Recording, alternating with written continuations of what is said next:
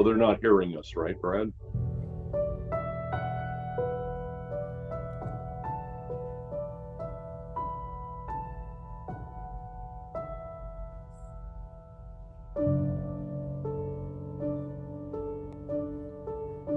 Those who are on early, we'll get started in just a few minutes.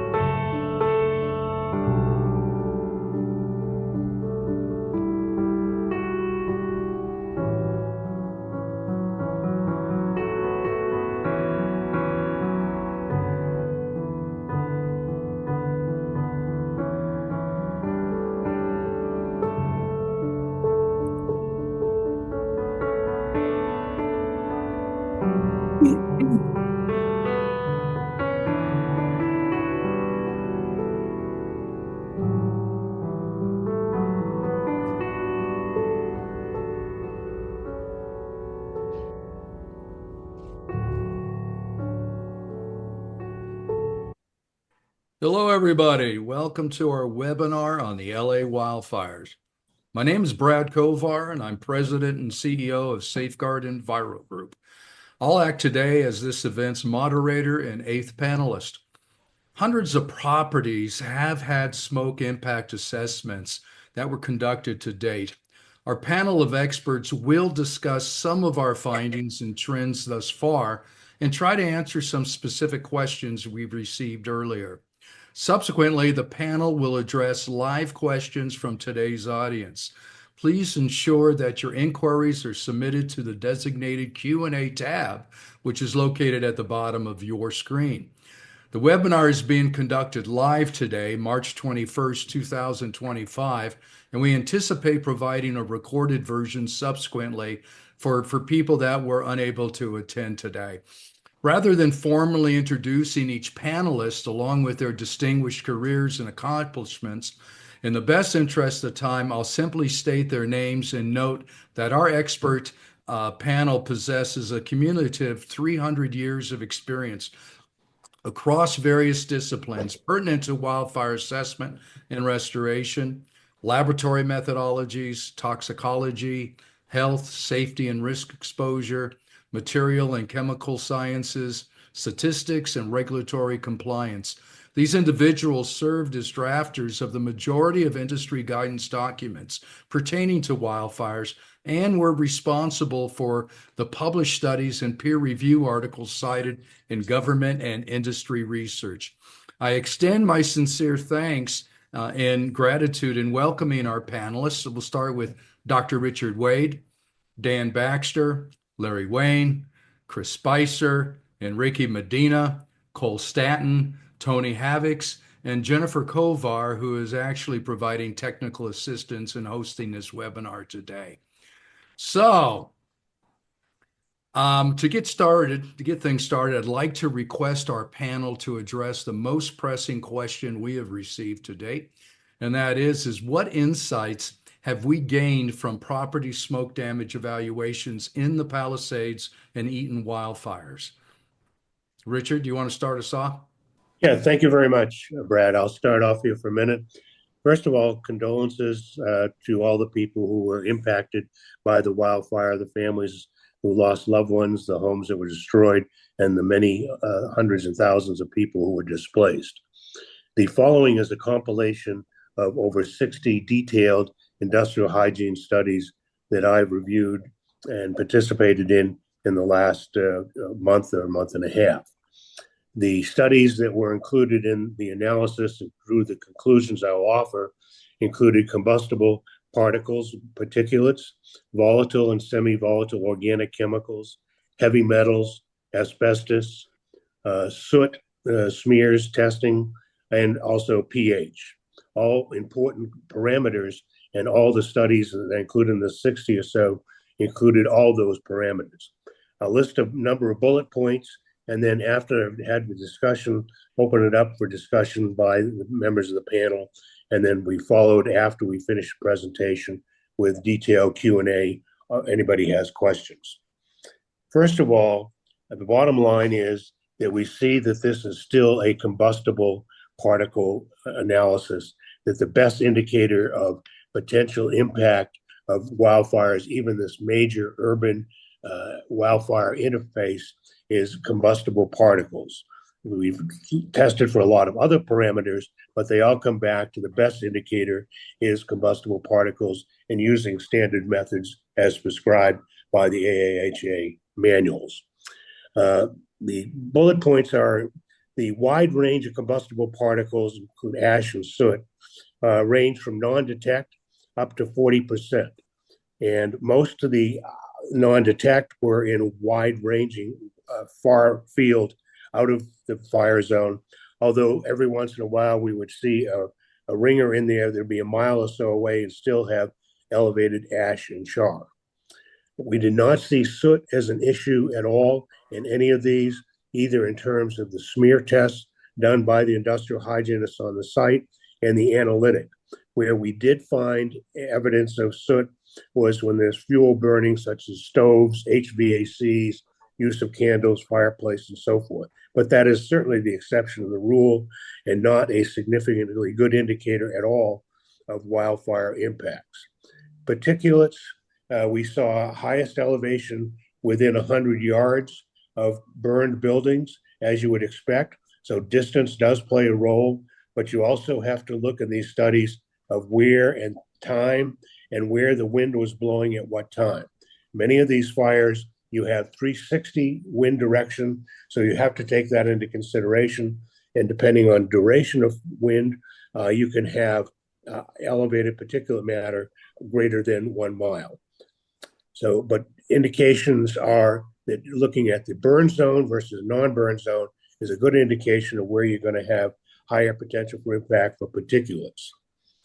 Also, a significant finding of this study is that pre and post studies, where we did studies before in impacted buildings and we did studies afterwards, and we can show in several cases that when restoration is done properly by a professional restoration company, that we can go from 10, 15, 20% particulates on surfaces down to non-detect. So restoration is effective using the standard methods as prescribed in the AIJ manuals, such as HEPA vacuuming, damp wiping, and professional restoration of soft fabrics. The other significant findings, in all the studies, we did not find any volatile organic or semi-volatile organic chemicals that are above any action levels of any government agency or any of the literature showing any potential for impact. So the 60 studies, we didn't find any semi-volatiles or any volatiles of concern. Yeah, we could find them detectable, but I think it's important to understand the difference between detection and what is an impact or what is a potential health issue. That our analytic capabilities, as my colleagues will discuss here ad nauseum, is much better than our understanding of significance.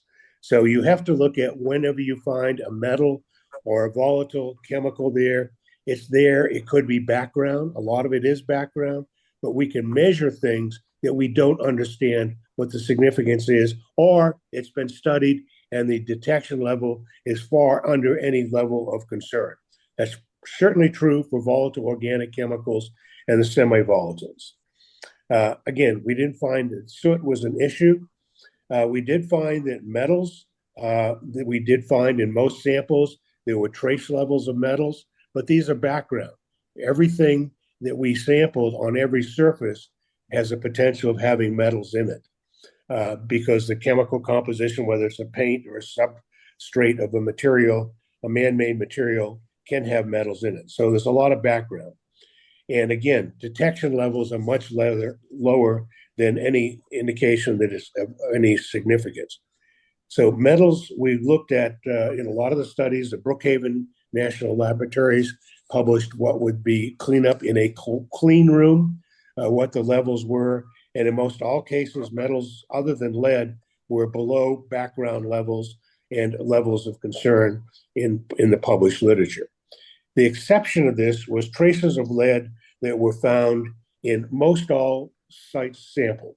Certainly within the burn zone, we found trace levels of lead and that there was a strong correlation between the levels of combustible particulates and lead, where we could show the higher the particulates, the higher the lead levels. So that correlation is there. The sources of lead, looking at the air quality management data from the Air Quality Board, excuse me, of California, we showed that during the fire, the levels of lead in the air went up to 100%. So there's a significant increase in lead in ambient air.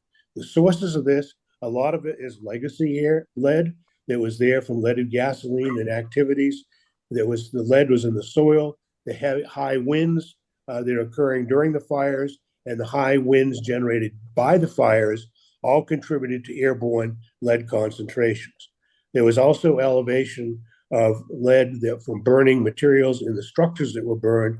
The net result is that ambient air had high concentrations of lead, but the particulates had very low trace levels, but it was there. And again, it comes back to the analytic sensitivity that EPA has set an action level for lead on surfaces based upon prevention of lead poisoning in children of basically non-detect or what is detectable in a laboratory. Doesn't mean it's harmful. It means that it's just there. And so the action levels that were in a lot of these studies were set at those action levels based upon detection, not upon impact. Important distinction. The combustible particulate matter showed restoration again was very effective with effective remediation. A couple of the studies were done by normal house cleaning activities, and those were not as effective as professional restoration companies. Another finding of the study, which I think has been underrated in a lot of these, is if you're looking for impact of wildfire particulates on surfaces, you need to really look at the most damaging potential is pH, or the acidity of the ash. We know wildfire ash, if you go have a campfire and you take a sample of that ash, it's going to be on a scale from 1 to 12, it's going to be in the 10 range. So it's going to be alkaline. If it's alkaline or it's acidic, it has the potential to be corrosive. And we can see that the higher the combustible particles were of ash and soot, ash and char rather, if you get up above 20%, you're going to find a higher concentration and traces of lead in those samples. So we see that both for lead and for pH, that we are concerned that the pH has the greatest potential to create damage to surfaces, whatever those surfaces are.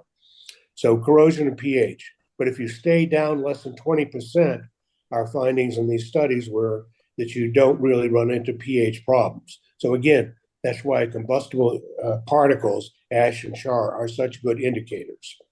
And Richard, I'm going to have to ask you if we can just wrap it a bit. I want to go to get some input from others as well, though your knowledge is incredible. And maybe you can also input after hearing others talk too. Yeah, no, that wrapped up all my points. And I think Perfect. There's lots of meat there for discussion by colleagues. Thank you, Richard. Is there anyone else on the panel that want to add to that? Yes, this is Dan Baxter. I'm with an environmental analysis, and to go with what Richard has said, and then Larry also with Liberty EnviroLab. We've analyzed literally in the last 2 months thousands of samples, and we have used modified pH procedures. And what Richard has said is correct. We've actually seen right in the burn zone, when we get the ash, the measured ash levels in the sample, which you have to do with proper methods, we'll see those as high as 11 and 12, pHs as high as 12. And again, to emphasize this, there is a lot of research that is done. The difference between just seeing an impact of char or ash is one thing, and it gets conflated with damage. But as Richard said, you can get damage, especially on certain metals, certain contexts, when you see high pH and conductivity, and there are measurable methods for that, although a lot of that hasn't been done. And then I'll pass this to Larry because I'm interested. I think he's seen the same thing. Yes. Thank you all for attending. My name is Larry Wayne. I'm lab director of Liberty EnviroLab in San Marcos. We have been seeing a lot of really good indicators in this. There's a lot of information that we've been able to glean. One of the main things we're seeing is the prevalence of char and ash that are involved in this fire. We are seeing a higher proportion of what we call anthropogenic materials, which means the things that are formed from when the houses burn. In many of the wildfires, all we would be seeing is just the actual woods that are burning, the fields, the grasses, things like that. But here we are seeing higher proportions of, say, something from inside of a house, from everything from maybe some Douglas fir that's going to have the structural members involved to bits and pieces of drywall backing, which may be burned. Also, there is a much higher proportion in these sample sets of actual charred soil minerals. The charred soil minerals are due to the fact that we have such high winds for this one. And the soil minerals and the char and ash have become very, very indicative of this set of fires. So it's given us a very good opportunity to build up a good background set of information. So we will be able to do a lot of discrimination of this versus possible non-wildfire sources in the future. And it gives us a really excellent set of populations to look at. Dan, did you have any more on this? Do you want to add to it? Well, just the importance is it the forensic component, which up till now has kind of been ignored of all the indicator particles, requires certain methods to look at these properly, and that's obviously goes into what will happen in the actual wildfire guide, which I'll leave to Enrique to describe. Yeah, let's go to question number 2 if we can. We're 15 minutes into the webinar. Thank you, gentlemen, for that. Let's see, what's our next question? All righty. Question 2, are there any existing wildfire standards or industry guidelines? And I'd like to open this up. Let's start with Enrique. Go ahead, Enrique. You're on mute, Enrique. And you still are.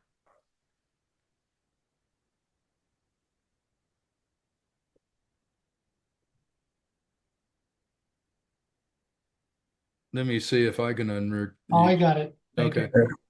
Thank you. And thank you to all who are attending this call. We really appreciate your participating in it and hope to get a lot of your questions after we make our formal remarks. Yes, as the editor of the Technical Guide for Wildfire Impact Assessments for the OEHS professional, meaning Occupational Environmental Health and Safety Professional, that a group of us who are on this call produced and published with AIHA in 2018.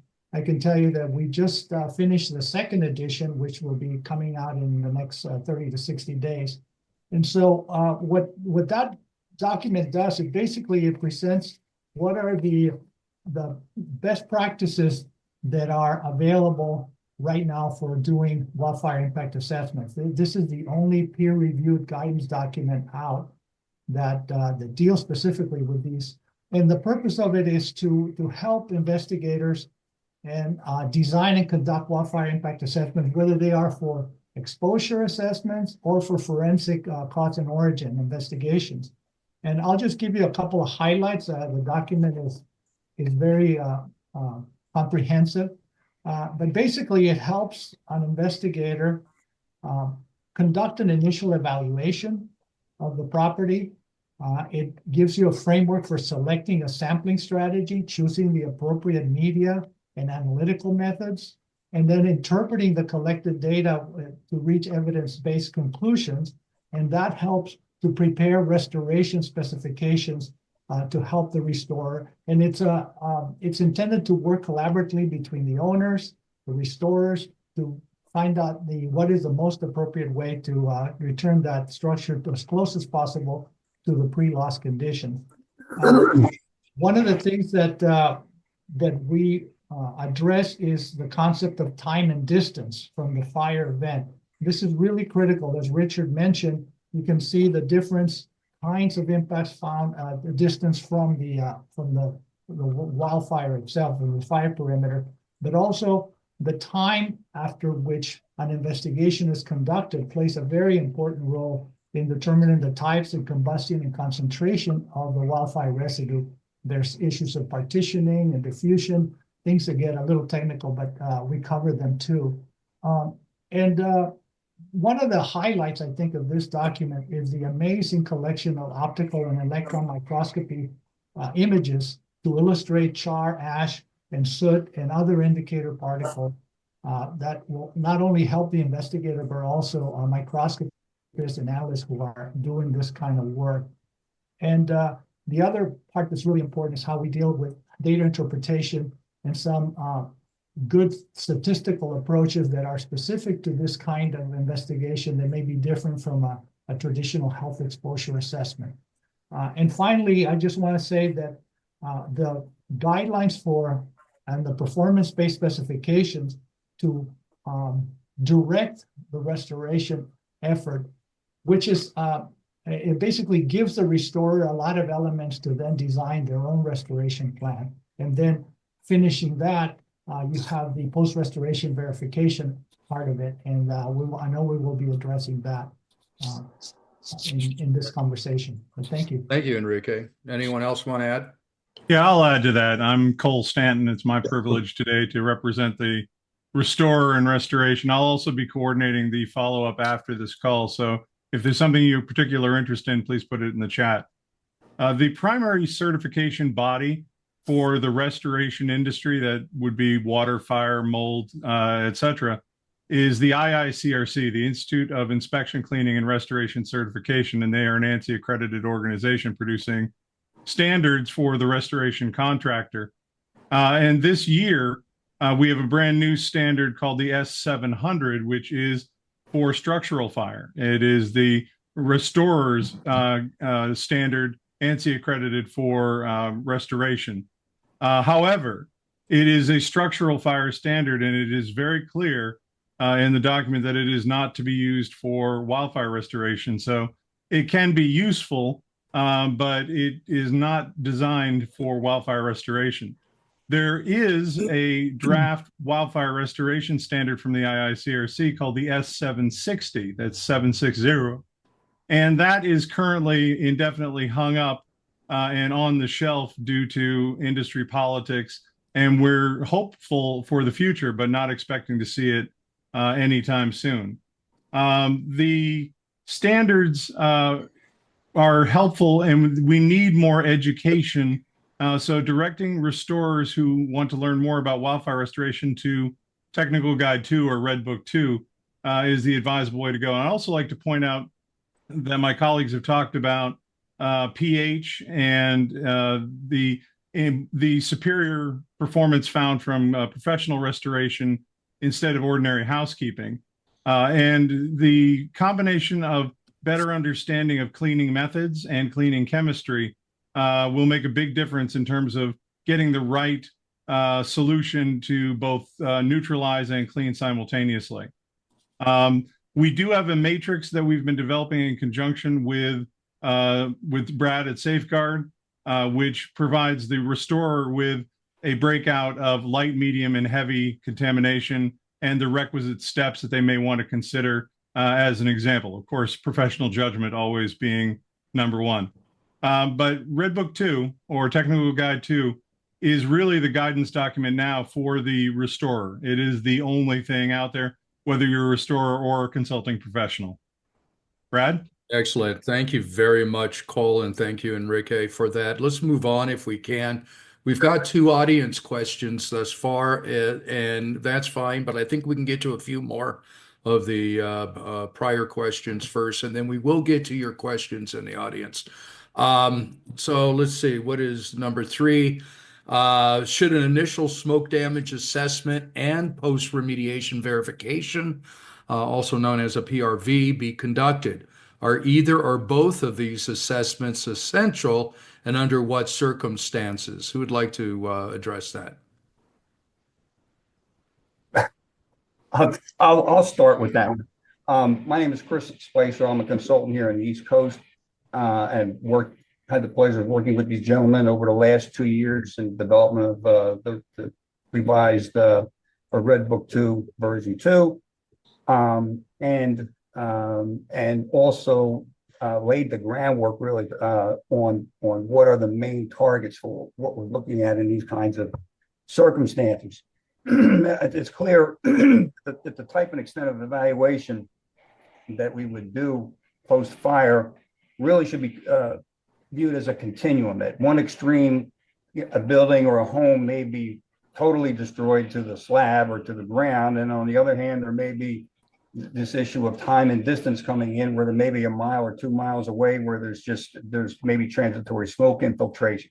And the impact to buildings is really, there are all kinds of gradations in between. And of course, obviously, this then influences what kind of investigation that's going to happen. But again, I also want to emphasize this idea of time and distance, which is heavily emphasized in the Red Book, and also has been mentioned here previously, and will probably be a recurring theme throughout.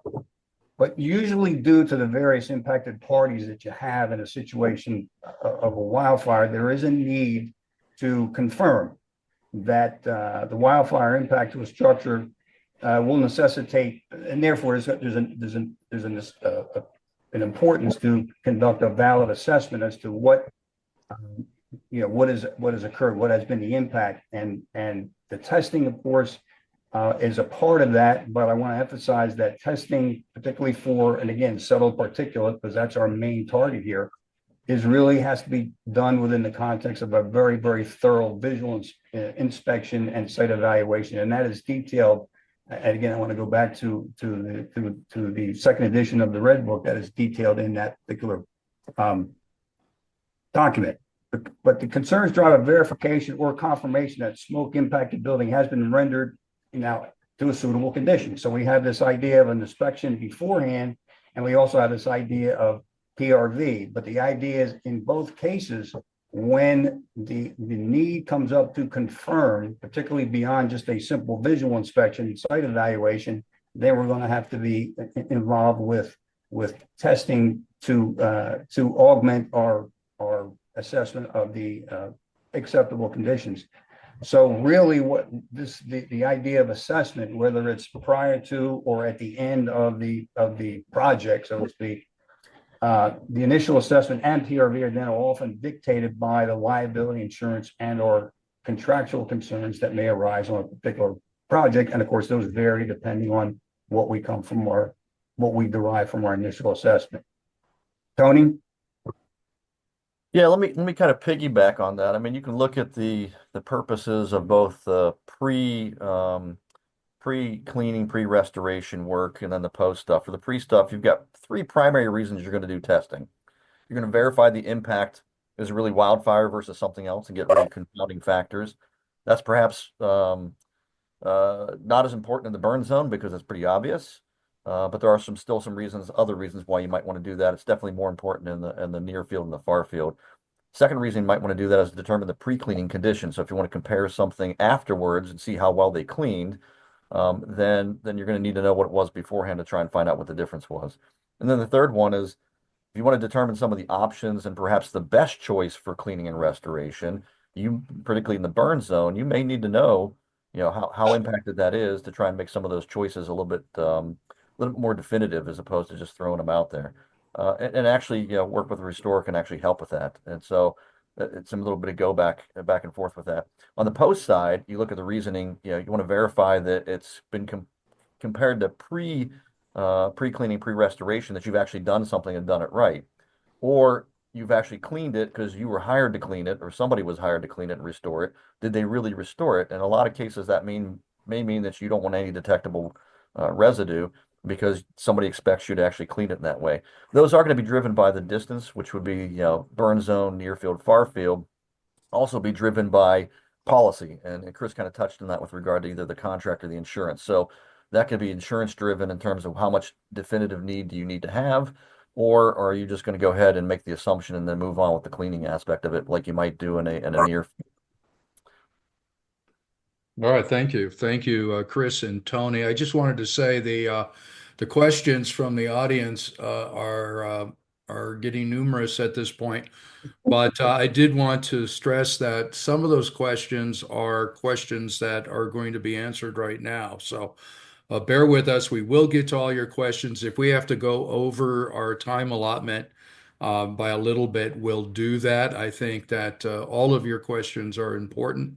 That's why you're here with us today. So we will get them answered. So hang in there. Anyhow, let's go to the next question if we can.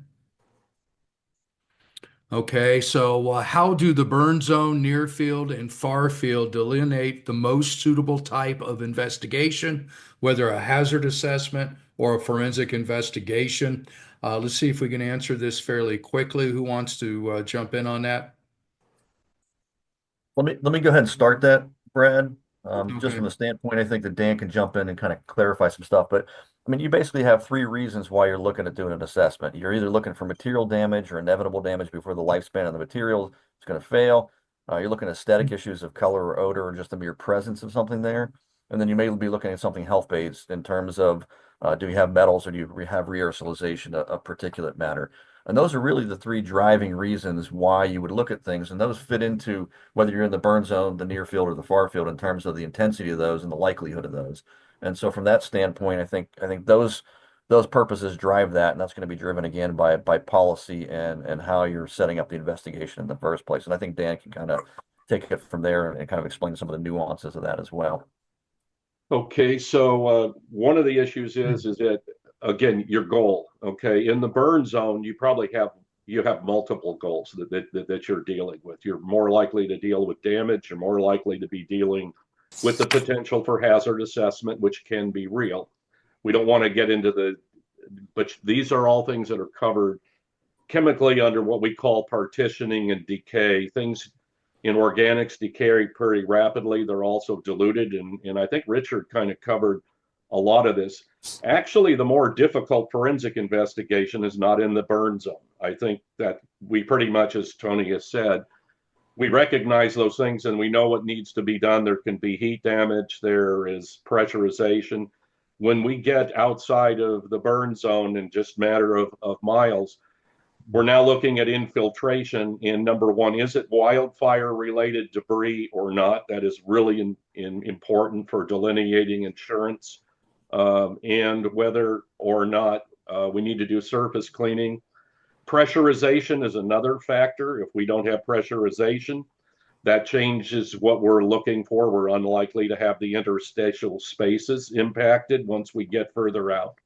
Again, what we're learning here is that this is a difficult fire. We had winds to 120 miles an hour. So this is probably a best test case, and we're still getting information. But your goal is different based on time and distance that you have that you've heard. And I'd pass it over to Larry if he's got anything to add. But I think we probably should be moving on with your question. Yeah, just really quickly.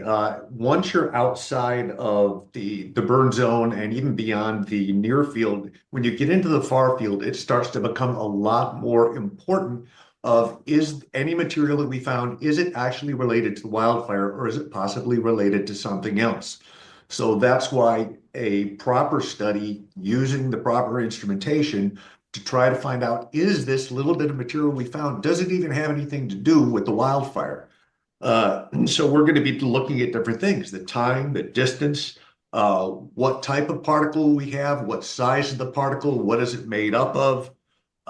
There's a whole bunch of different things without going into the weeds, but it goes beyond what right now is a relatively reasonably simple analysis, something that can become more complex. But that complexity is all going to depend on exactly where and when the sample is taken, because time versus distance is going to become very, very important. And I'll turn it back over to Brad. All right, and a lot of that too is going to be in the technical guide, second edition. And I'm reading the note here. Okay. Also, so the next question is actually a question that was asked by someone in the live audience. So we might as well get to that right now. Are there any visual indicators or clues that pressurized smoke has contaminated interstitial space, such as a wall or ceiling cavity? I know this is coming up an awful lot out there on whether it's necessary to rip open wall cavities, based on what observation by the hygienist, whether we need to rip them open and clean or what. Who wants to handle that? This is Dan. I can handle the basics on that. They're not perfect all the time, but a lot of time the smoke flare patterns back of switch plates. This is what I've seen in a lot of inspection reports. Is this failure to even pull off the back of switch plates to get an idea before you start opening things up. You should be looking at penetrations on the outside. You should be looking at directions. So there are some initial clues that tell us whether we're likely or likely not to have an impact. And you would start with those first. Inside the burn zone, that you're most likely to have pressurization, and you just got to remember outside. I'm interested in what other people have found. I have found that we do not have that occurring once we get outside of where we have any substantial winds or where we get any heat or thermal damage. Okay, is there anyone else who want to drop in real quick so that we can move on? I On this question. I do. I think it's just very important, and I try to emphasize this before, is that this investigation is not just a sampling exercise. The sampling is driven by an astute and experienced investigator who is conducting an organized, methodical site inspection consisting of visual inspection, getting all documentation for history and so on and so forth. And that, and this, again, to point back to our Red Book the Wildfire second edition, there are some very good guidelines as far as what kinds of things to look for in field forms and so on that an investigator should look at, because these are very, very valuable. Okay, thank you. And one other point on that, I think odor is underestimated as an important indicator. When the hygienist is out there, or the inspector, the restorer, or whomever, looking at odor, the correlation we found, if you don't have an odor, you're probably not going to have high particulates. You're not going to have elevated pH. So odor is a good indicator.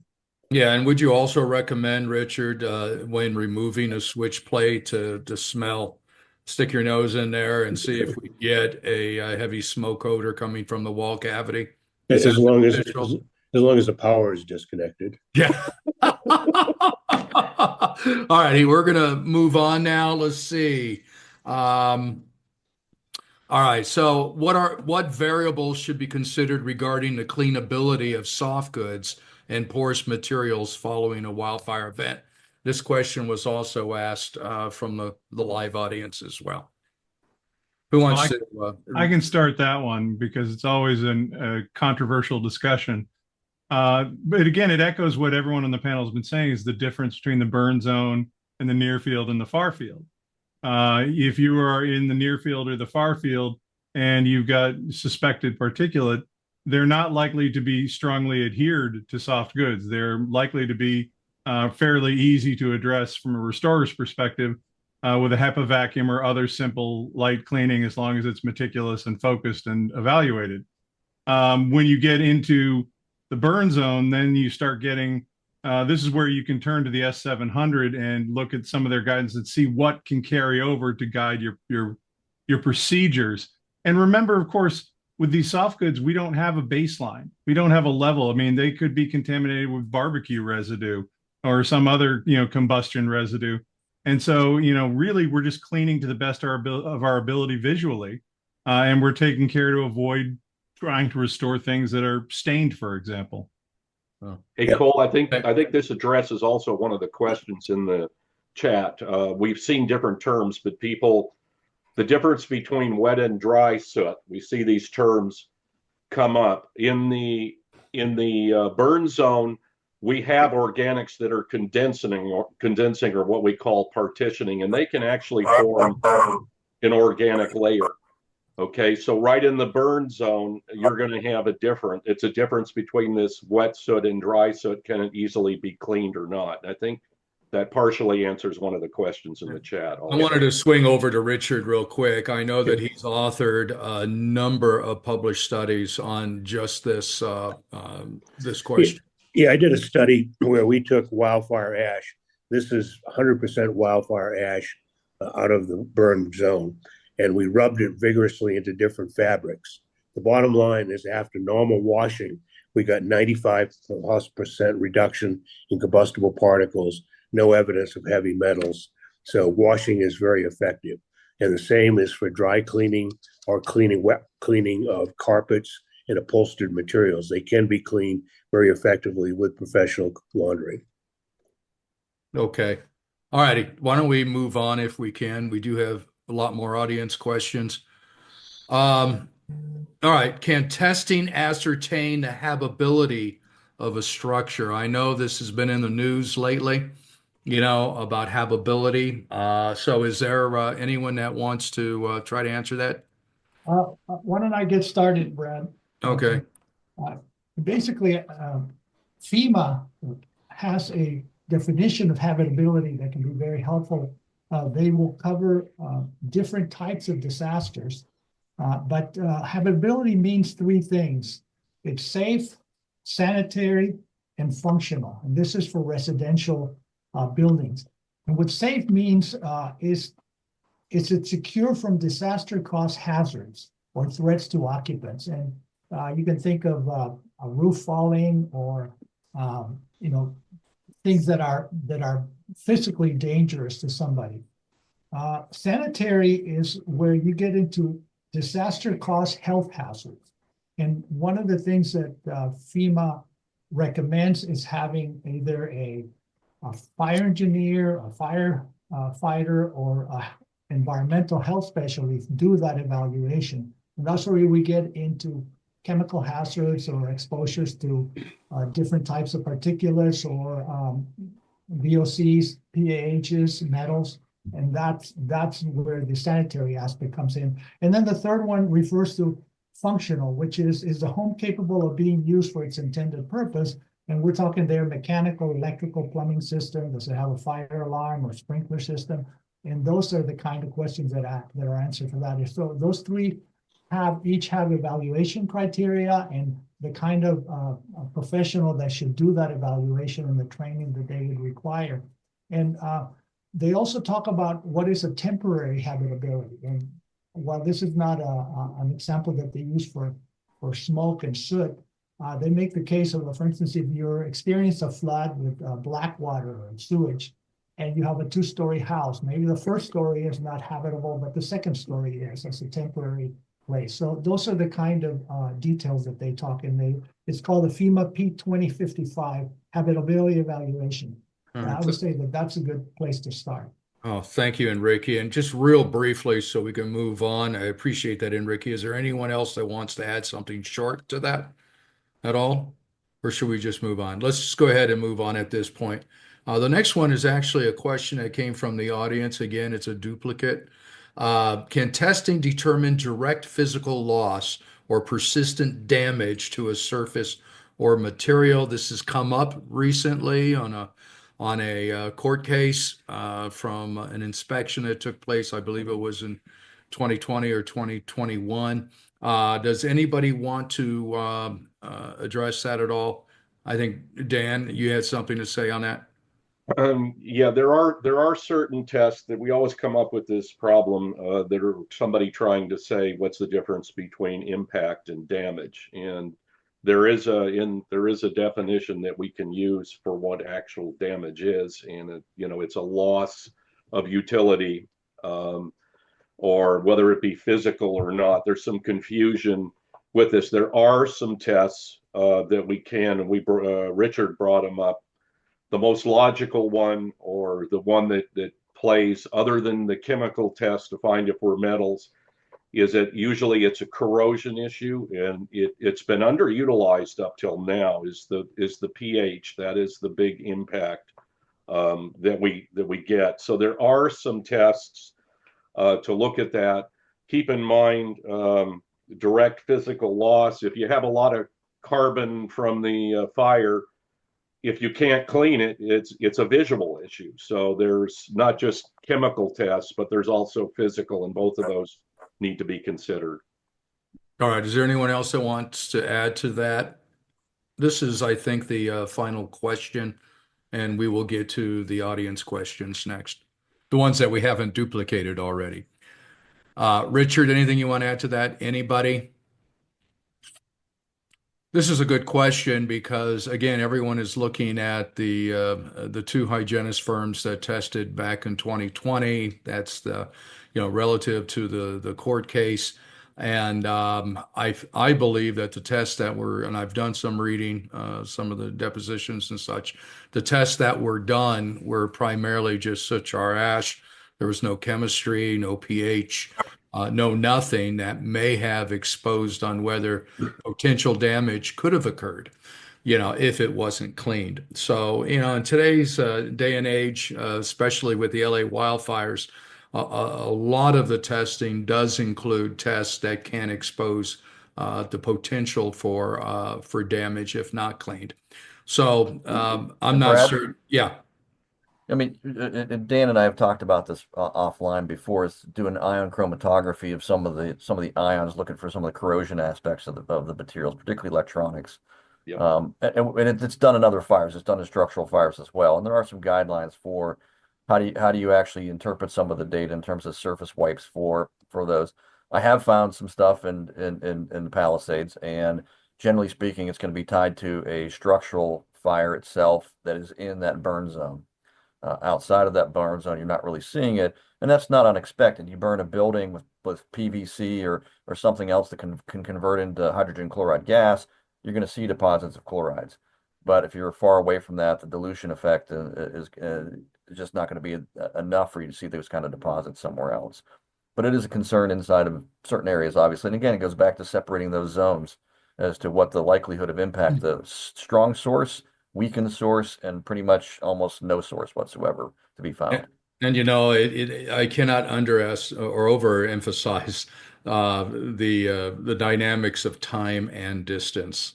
That has almost everything to do with what we do as an industry. Richard, did you raise your hand, or are we going to go on? No, it shows the importance of the combustible particles and looking at concentration, combustible particles, and the relationships with pH. Yeah. All right. Let's move on. Thank you, Richard. All right. So a lot of the questions that we just addressed were questions that we received prior to this webinar. And it just so happens that several of the questions we addressed also addressed what the live audience wanted us to speak on. But I'm going to go to Jenny now. And Jenny, you may want to unmute if you can. Thank you. Are you looking at the Q&As from the audience? I am. Okay. Yeah, so we have one that says, how does the guideline address sampling and cleaning of interspatial spaces? Okay, is there, I don't know if Enrique, the editor of the guidance doc, I know we're all contributors, by the way. I don't know if I mentioned that to the technical guide from AIHA, both edition 1 and 2. But Enrique's here with us today, who's the editor. So let's ask Enrique.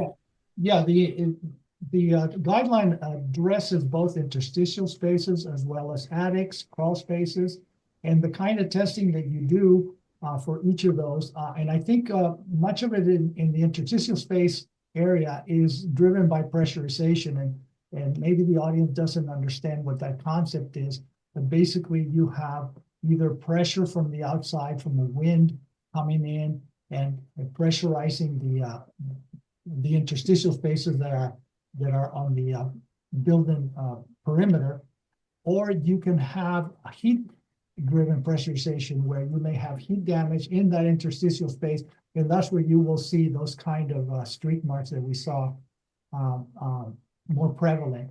And so a lot of it depends on, first of all, time, distance, what your visual inspection is, and then the kind of methods that you would use could be as opening an outlet and collecting a sample in there from an air, it could be also pH samples. So those are kind of sampling strategies that are mentioned in the guide, and maybe others can add to that.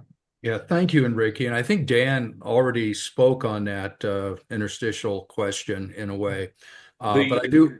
The cleaning, though, Brad, part of that question is cleaning. And I would say if you find that impact, then you are dealing with the cleaning. And I think we do address that as you look at the worst case areas where there might be pathways, and then start from there. So once you found it's contaminated, or if let's put it this way, the indicator with a switch plate, if we're finding flare patterns, it just means you would go further, okay? If you're finding evidence of it, you'd go further. But the cleaning of it, I think, would be the same as other surfaces once you've determined it actually needs to be done. Okay. Thank you. Jenny, is there another question we can answer? Yeah, there's some questions. People are curious to know if we're seeing asbestos contamination in the most recent findings. Thank you. Who wants to go with that? Yeah, this is Richard. The studies that I've looked at of the 60 from 3 different firms, there was never any asbestos except for one shed where the guy was a hobbyist. I'll add on to Richard's. We've done some work as well, and I've looked at a lot of samples now for asbestos settled dust using the ASTM 5755 method, and we found non-detection almost everything except for a few, and those were under 20 structures per centimeter squared, which was the value used by EPA for the World Trade Center. It's also in the same ballpark as Jim Millett and Steve Hayes used in their background value in their book on settled dust. So we're not finding it, just not seeing it.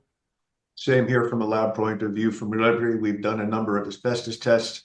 And we have not yet found any asbestos, although I am recommending that any labs that want to do this or any of the insurance adjusters, this is something where if you want to do it properly, this really should be a transmission electron microscopy test using D5755. Optical microscopy for this would be insufficient. And the dilution factor on this is probably the biggest reason. If you're in the burn zone, maybe just a tiny bit. Once you get outside the burn zone, and the only reason we could even see this is because there were so many structures involved. If this was just a wildfire that was mostly woods, not even a question. Unless we're in Calaveras County. Fair enough. Then you look for the serpentine. Okay, thank you, All guys. right. What Dan meant to say is there's a naturally occurring outcrops in California, and that happens to be where one of those are. And one of the reasons you might not be seeing this is just because of the age of the building as well as the construction of residential versus a commercial, where maybe a previous fire there was a huge warehouse that had lots of spray applied fire insulation in it that may have gotten out and distributed. We don't have those sources here. Most of it's all non-friable. Can I ask a question? And I know the answer, but I think this would be interesting to all of our viewers. What significant difference are we seeing between the Palisades fire and the Eaton fire as far as the byproducts? They're actually looking remarkably similar as far as the combustion products that we're seeing from both the Eaton and the Palisades fire. And the thing is, we may also be getting some mixing depending on the winds and depending on where the debris plume was and where the sampling was. But so far, from my point of view, doing samples, they're very similar in overall combination of combustion particles. Okay. And Richard, do you have anything to add to that? No. Okay. All right. Jenny, do we have another question? Yes, next question. Is there testing for airborne PAHs or VOCs infiltrating soft good porous materials such as mattresses, clothing, couches, etc.? Is this even a concern? Probably a good one for Dr. Wayne. Yeah, I would say, first of all, it's not a major concern. If they're VOCs, semi-volatiles, we're just not seeing them in all the studies that have been done, both on hard surfaces, on soft surfaces. And secondly, the cleaning procedures as outlined in the AIHA guidelines do not show evidence of any problems. Let me add on to that. Yeah, so Farmer out of Colorado State University, actually Colorado University, did some work on intentionally smoking in a house and found rates of PAHs decay pretty fast. Similar effect was found by Laguerre. There's a published article in Environmental Science and Technology looking at PAH decay rates on smoke stuff in indoor environments, and that also drops, 99% within 60, 90 days. And so you're not going to expect to see it hang around very long or stick around or be a significant. The other aspect of that is we're just not seeing a lot of PAHs from the wildfire stuff itself. You can see it in certain structural fires, but even then, I've had structural fires that I've worked on, very difficult to get a lot of PAHs in there to begin with. You just don't see very many of them. Yeah, on the hundreds of projects that we have assessed for the LA and Palisades wildfire, probably 90% of them we have conducted full chemistry analysis, and I don't think we have come up with any. No, they've all been non-detect. Yeah, they've all been non-detect for PAHs. And one possible association is, as Richard mentioned, there has been very little, if any, soot. And soot is one of the things that becomes PAHs. So, Right. yeah. And because of the difference between structural fire and being in the envelope, the fire, and what goes on with a wildfire, that's one of the significant differences, is that soot is not a primary indicator for wildfire analysis as it is for structure. That's a major difference. What's real important here is that, remember, you had wind speed. What is different about this fire, we need to be cautious, is that Southern California wildfires, there we go, are generated by Santa Ana winds. Even though a fire generates its own wind, we had wind speeds in excess of 100 miles an hour. Most of the Palisades fire, it was blown with an offshore wind and went out over the ocean off of Santa Monica. Altadena is a little different. So you have a residence time issue for being able to have these PAHs and these things penetrate. So you don't have the soot's being blown off, and you don't have the plume sitting around very long. It's being lofted and moving away. Okay, let's move on if we can. Thank you, gentlemen. Jenny, can we get to another question? Yes. Are there any requirements from the AQMD on structural cleaning? Okay, is there anyone that wants to hit that? Structural cleaning of what? I think that would be important to know. Are we talking about if we found asbestos or lead, or is it just soot char ash residue? You wouldn't know, Jenny. But does anybody want to get that? So what I can say is that Air Quality Management District, We have clarification. I'm so sorry to interrupt. Soot char and ash. oh, which are not. No, the No. answer is no. The answer would be no. That's not addressed by any authority. Okay, thank you. Next question. Can't a microscopic particle that attaches itself to fibers of a soft good be considered physical altercation of that soft good? I would presume that physical change cannot solely be limited to those that can be seen with the naked eye. Richard, you should probably address. Yeah, if it's ash or char, the answer is you can't see it with a naked eye. Again, when we looked at this microscopically, before application and then after washing, we removed 95% of all those particles. And then you've also got a lot of biogenic, whether it's a soft couch or carpeting, you're going to have a lot of particles, non-fire related in those. But again, 95% efficacy of washing. Yeah, I think Richard, didn't we also see in those studies that we looked at different fabrics and we found that even with concentrated ash, that silk was the only one that actually showed any alteration at all. Yes, that's true. and that's a case by case. But I do want to add to this so we can go to the next one is that at what standard are you requiring the restoration to bring it back to? Are you pre-loss? What was pre-loss? You're never going to be pristine on these articles. This is my personal opinion. So if you're expecting to have a pristine item, let's say it's clothing, a shirt, was it pristine prior to the wildfire event? I would say not. Your shirt is exposed to environmental, products.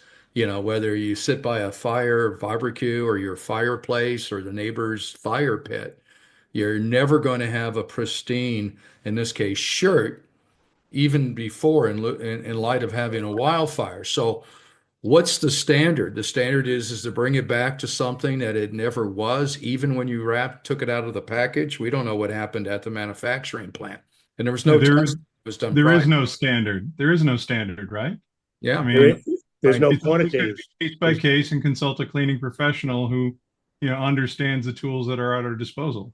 Right. It's what in the trade is called, it's not a quantitative analytic standard. It is a performance standard. It's a performance standard. You have a qualified restorer do the assessment and take the data that's available and do the restoration best practice. And Red Book 2 offers a great explanation of the difference between prescriptive and performance standards and specifications. Okay, we need to get going. We got a lot of questions here. Jenny, and by the way, thank you all for hanging in there. It's now 11 o'clock. I think those who want to stay on, we're going to continue and try to get to all of the questions. So hang in there if you can. Jenny, do you want to move on? Yeah, I don't think we're going to get to all the questions here, but one last one is, in what situations wouldn't we do post-remediation verifications? Well, I can take a stab at that one. You would, first of all, if you are in the fire field zone, right, you're just getting infiltration from what we call a cold plume of particulates. It may be that prior to the post-restoration verification, you have something we call the post-restoration evaluation that is done by the restorer and the owner and other parties that are part of the project. And if the restoration evaluation or post-restoration evaluation meets the contractual criteria that was developed at the beginning, then there may not be a need to do a post-restoration verification. The picture changes if you're doing an exposure assessment, if there's any health hazards of concern, or if you're very close to the burn zone, where you may have in your prior evaluation, you may have detected some metals, you may have detected, unlikely in this case, PAHs. So you may want to do a verification that is more quantitative. Okay. As a follow-up to that, if you're doing complete replacement of the house, there's no reason to do post-remediation. Yeah, there's also a possibility that you might have a delay between the time period. You're talking 6 months between when they cleaned it. There's not a good reason to do the post-remediation verification, because re-entrainment could have occurred, things could have occurred, and you may not choose to do it. And as Enrique said, if it's very minor, I had one site that 32 samples, only one showed anything, and it represented about 5 centimeters squared worth of impact. Why am I going to have a post-remediation verification for 5 centimeters worth of a little bit of ash? That's just kind of crazy to do something like that. So those are the instances where you might not want to have it at. Thank you. Jenny, you want to go on? Yeah, how can we visually inspect for microscopic particulate? I can take a stab at that one. Literally, you start with your visual inspection, and you can see the eye is really good at seeing differences in where there's impact of any type of particulate, especially like carbon, the carbon from char or the ash. Is that during the inspection you actually move horizontal surfaces around. You move a lamp and look and see if there's a pattern. You look for ghosting. So those are your first indicators to deal with it. Then you confirm with your lab testing. That's how this survey and the inspection should start and should go. Yeah, use all your senses. Use your odor detection, visual inspection, photographic documentation, doing all the physical inspection you would need. The analytic work is secondary to that. By the way, in the guide, there are forms that we've provided as examples once it's published on also doing that systematic evaluation that involves all that. So they're seeing cleaning of soft goods, and that often costs more than just replacing the articles. Cleaning occurs anyways. Thoughts about this? That's a decision made based upon the responsible parties, all the stakeholders.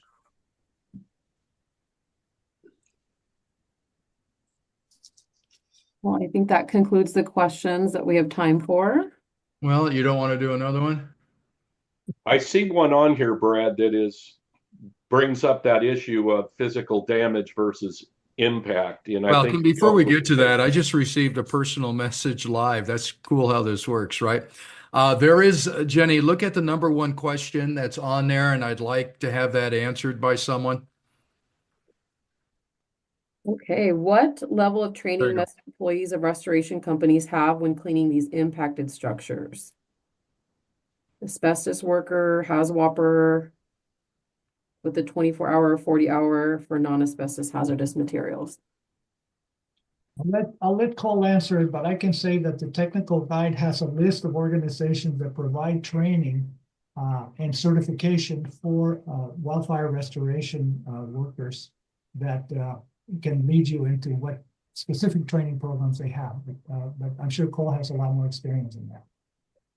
Well, to keep it brief, one of the very strong messages coming out of the S700 standard for structural fire is that the restorer should, in other words, must have their workers trained. And then there's a lot of variation in terms of what different authorities having jurisdiction require, and starting, with that, and then talking to your local training providers about what they can provide as well. But it is really important that we train restoration workers, but we have to understand that we need to train them with structural versus wildfire in mind. There's no omnibus training that captures it all. There's some degree of specialization that we need to do. I think the question may have also directed us to another area, and that is based on the contamination. So if lead is found, what would be the minimal training, not training, and also certification? I know this is a question that Richard and I were working on through Safeguard. We had personally contacted the EPA and had a discussion with them, and they kind of led us on to local jurisdictions because they basically weren't aware of infiltrated dust and debris on what type of certification, if any, would be necessary for the restoration company. We then had a conversation with the California authorities and got a different answer from another agency that we spoke with. So it's hard to get, everybody on the same page. Some wanted HAZWOPER training, some wanted RRP. Others said, no, let's not worry about that. We should be more concerned about the lead dynamic, and let's get lead certified as a certified lead abatement company. It's all over the place. We're trying to get that all worked out right now. But Richard, is there anything you want to add to that? Yeah, I think it's important when you call an agency, you don't know who you're going to get a hold of. Individuals have individual opinions, but what you have to rest upon, is there an official policy, statement, guidelines, law, regulation from an agency? If it's just an opinion of an individual, it doesn't mean a whole lot. You really have to look at what their written policies and doctrines are. And if there is no written policy, RRP is probably the closest to a universal requirement and a good skill set that we have. Exactly. Okay, so I hope that answered that question. We're at 11:08 and we're getting some significant drop off of viewers at this point. Jenny, is there one last question that you see there that might be something that we haven't asked yet or answered? Is it a unique question? Not seeing anything. I think we can go ahead and conclude the webinar. Okay. All right. So again, I want to thank everybody for attending today, and I want to thank the panelists as well for taking the time to answer these questions and be a part of this. We'll consider a second webinar maybe in the future, depending on how much time everyone has. But I do want to state that the panelists did give us permission to stick their emails on the screen here. So if you have additional questions and you want to reach out to a panelist, please feel free to give them an email. And I think Cole had suggested that he was going to try to follow up with some additional documentation that those that attended this webinar today can receive. So you might want to reach out to Cole. And he would be the last name on that list. But other than that, I want to thank everybody. Thank you again for attending and for being a panelist. And this will conclude our webinar today. Thank you.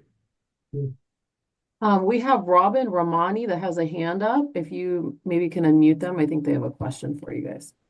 I'm not certain how to go to a... Okay, let me see if there's any way that we can get an unmute here. By the way, this is all very new to me. All right, so I don't know if we want to set that precedence or not. Robin, is there any way that you can put it in the chat box?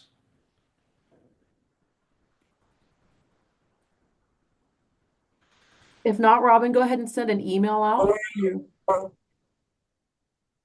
Brad at Safeguard. We'd be happy to address any questions that you have. Yeah, please do.